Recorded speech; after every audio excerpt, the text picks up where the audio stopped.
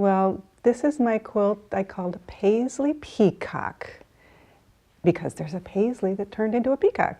And I love to travel, and I've been lucky to go to many cool places around the world. I went on a trip to England, and we visited a museum called the Burrell Collection. And at the time, it was a historical themed tour, and we were looking at old English embroideries and beautiful things. But I noticed there was another exhibit around the corner, and I went in, and this room was full of, they're not quilts, but they looked very quilt-like, and they turned out they're Suzani embroideries from Uzbekistan. So these were items that were all embroidered, but the motifs were very much like American antique quilts, so it was very exciting. And that was my design source for this quilt. I used the stitch draw edge applique technique. I incorporated some purchased trims to add a little interest around the edges. And the interesting fact about this quilt is it's all applique, it's not pieced together. So all of those background units are held together by little narrow bands of fabric with fusible on them. And they're fused together and stitched and no piecing.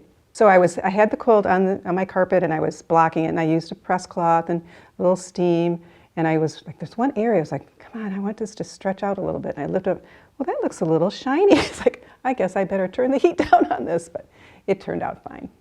I really enjoy drawing. I would say the drawing and the designs is my favorite part of making a quilt. I mean, I love getting my paper and pencils and graph paper and folding things to get designs. So I looked at I also take a lot of pictures, so I'm looking at my photographs and think, okay, I want to do that. And kind of had an idea of the size that I wanted a border to be and fit those little shapes in there. So this is the first time I used some silk in my quilt. The kind of dark gold inner border was a silk, the rest of it is cotton.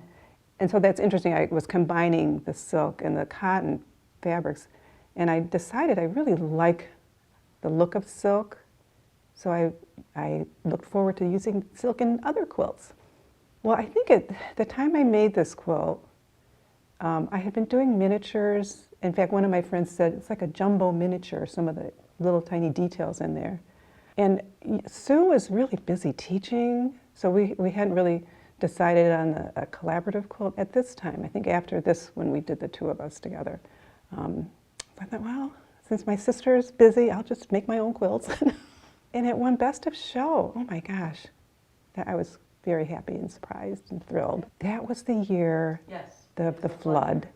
So we were driving down to Paducah on Monday, and we get text, I think from Bonnie, that they're going to put up the flood walls and everything is getting rearranged. And it's like, oh my gosh. So that was quite a memorable experience. Perfect placement for the perfect project.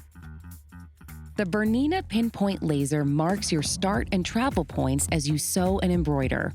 Feel the joy of precision and control.